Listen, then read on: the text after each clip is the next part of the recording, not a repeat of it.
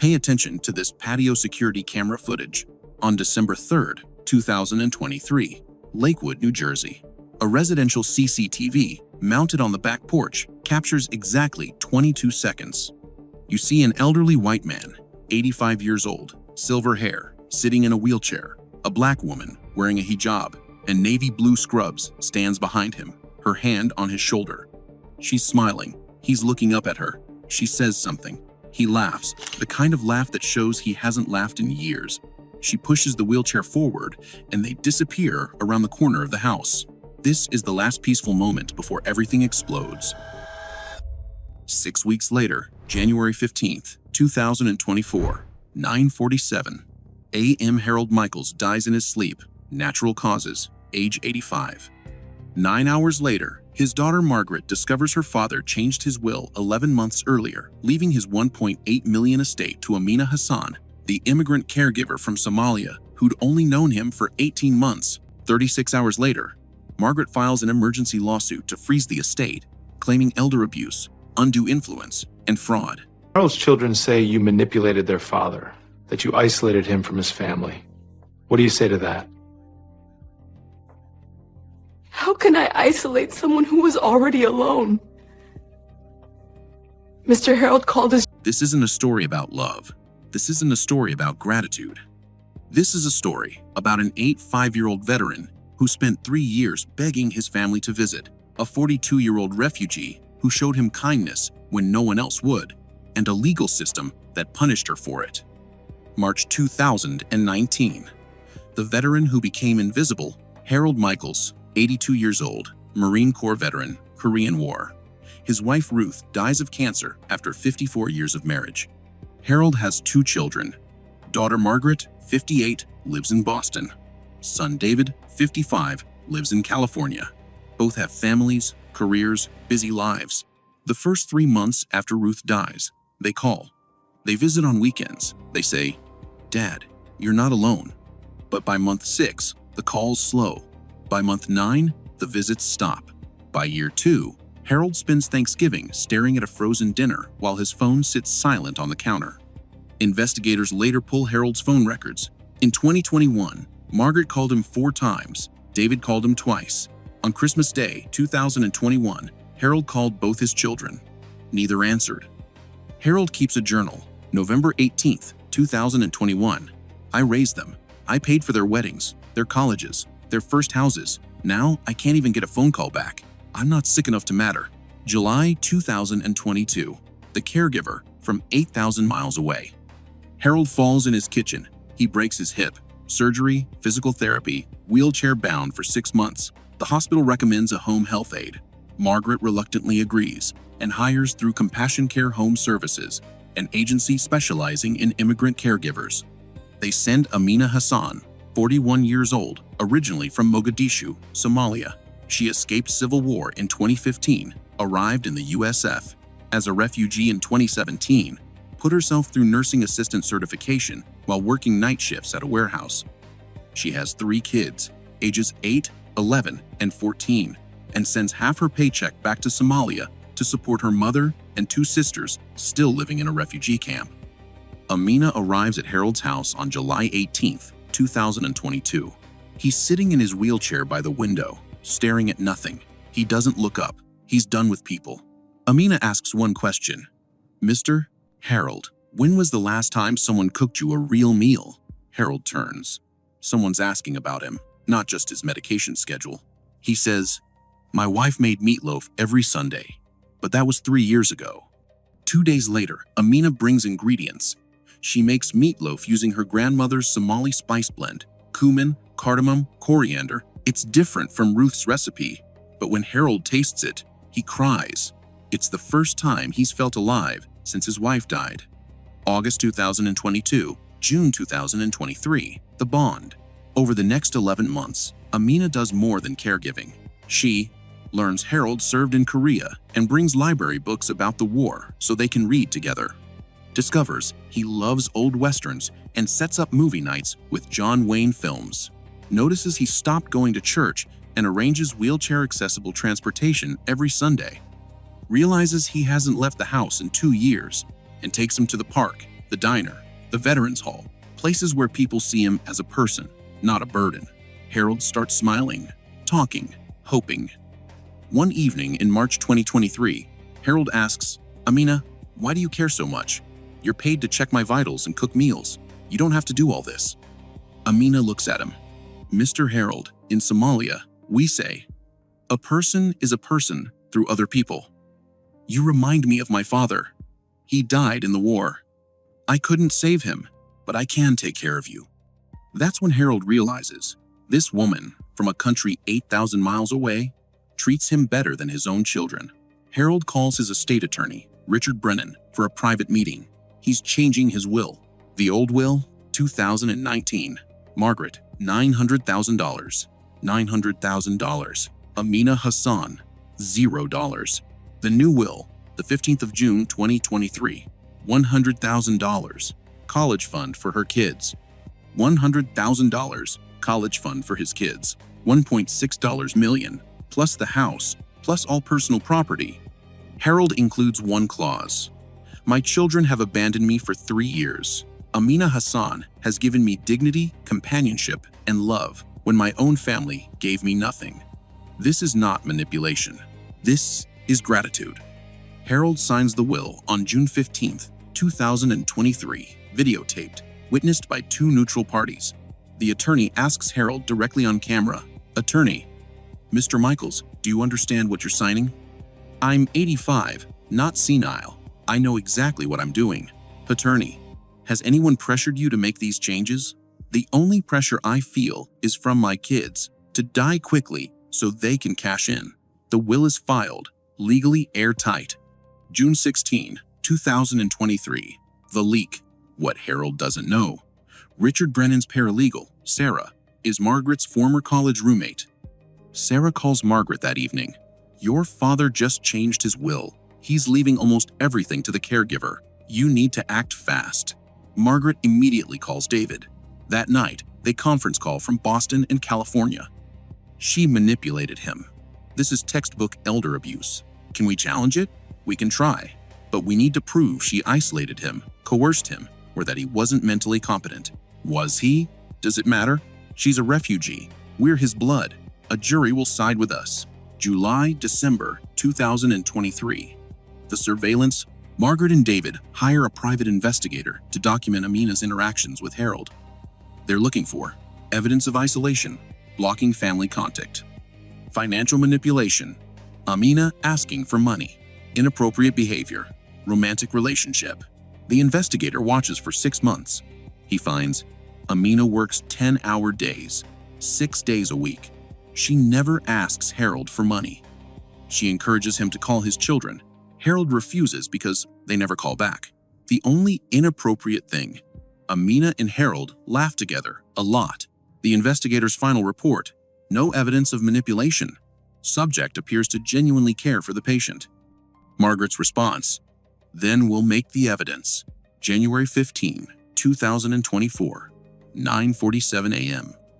Harold dies. Amina arrives for her morning shift. She walks into Harold's bedroom. He's still in bed. She touches his hand. It's cold. Harold Michaels died peacefully in his sleep. Natural causes, no signs of foul play. The coroner estimates time of death, 6:30 a.m. Amina calls 911. Then she calls Margaret. "I'm so sorry.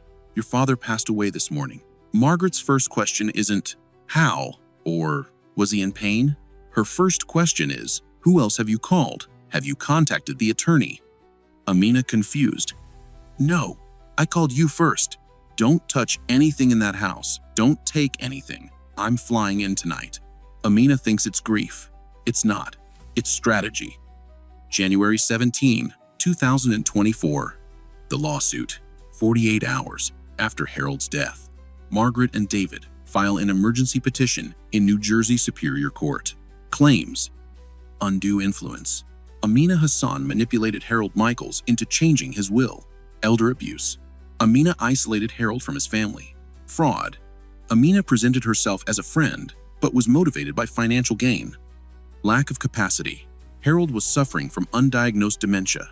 They request The 2023 will be declared invalid. The 2019 will be reinstated. Amina be ordered to return any gifts Harold gave her. A temporary restraining order freezing the estate. The judge grants the TRO. Amina is locked out of the house she was supposed to inherit. The $1.6 million is frozen. February-August 2024. The trial. The case goes to trial. Margaret and David's attorney builds their argument. Ladies and gentlemen of the jury, this is a classic case of predatory caregiving. An immigrant woman, desperate for money, befriends a vulnerable, lonely, elderly man. She isolates him from his family. She manipulates him emotionally. And 11 months later, she walks away with $1.8 million.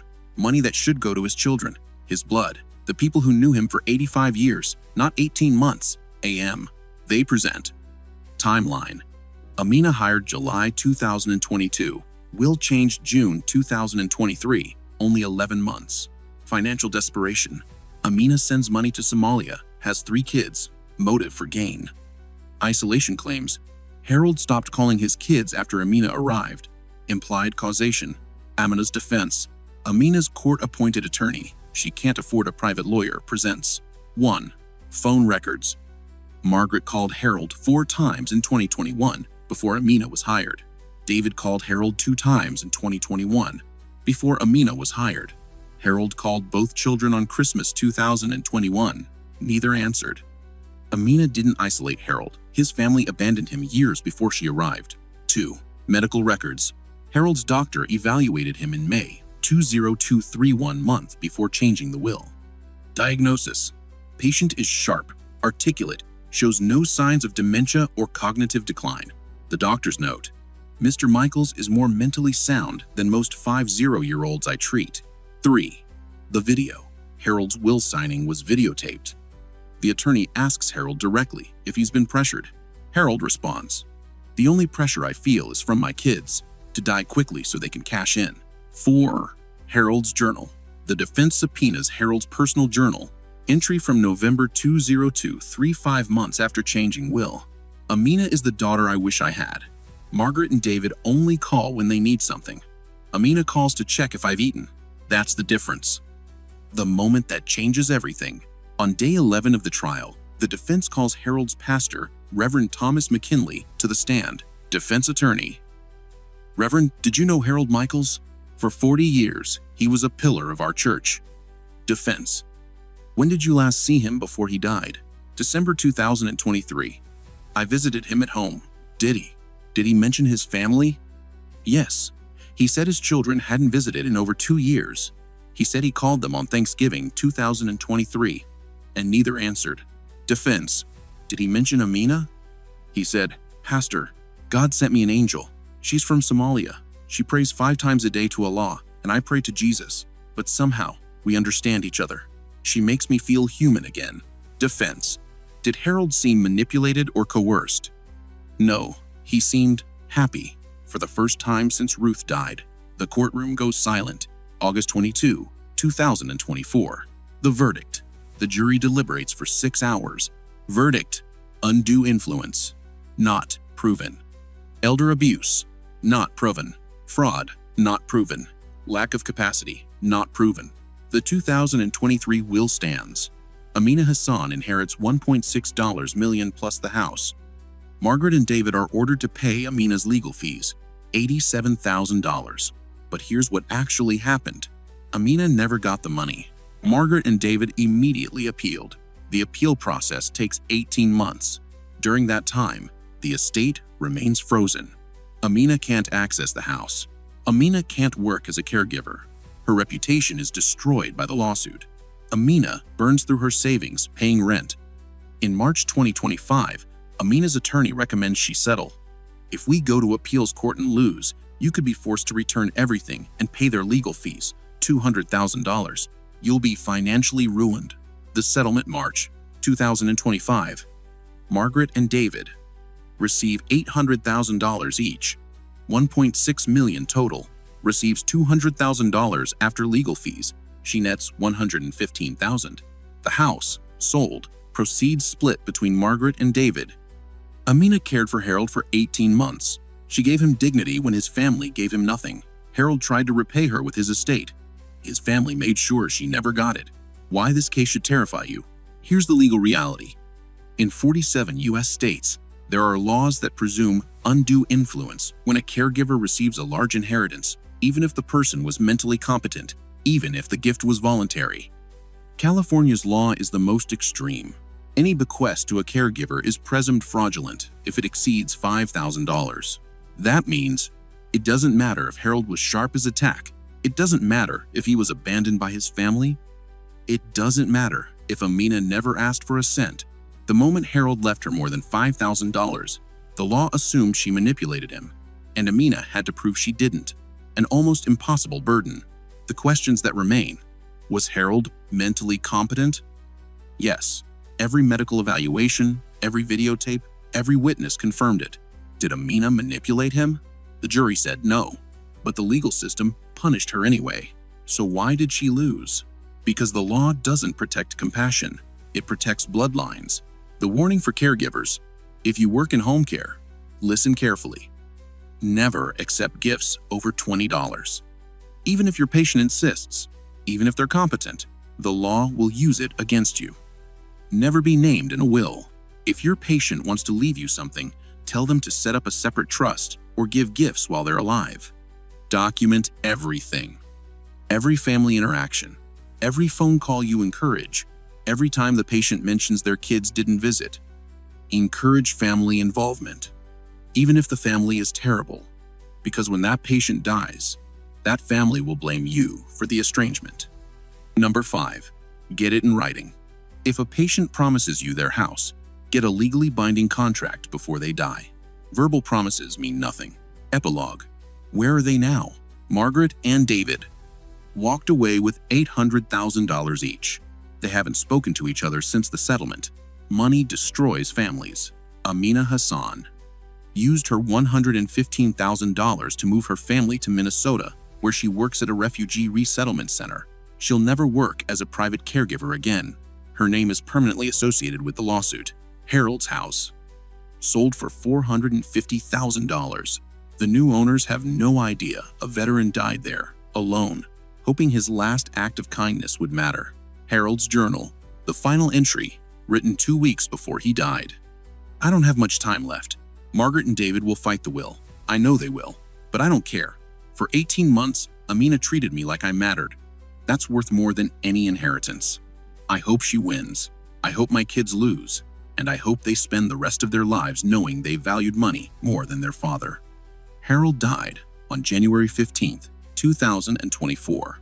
Neither Margaret nor David was there. Neither had visited in over 2 years. But Amina was there. She held his hand. She prayed over him in Somali. She made sure he didn't die alone. And for that act of compassion, the legal system made sure she paid for it.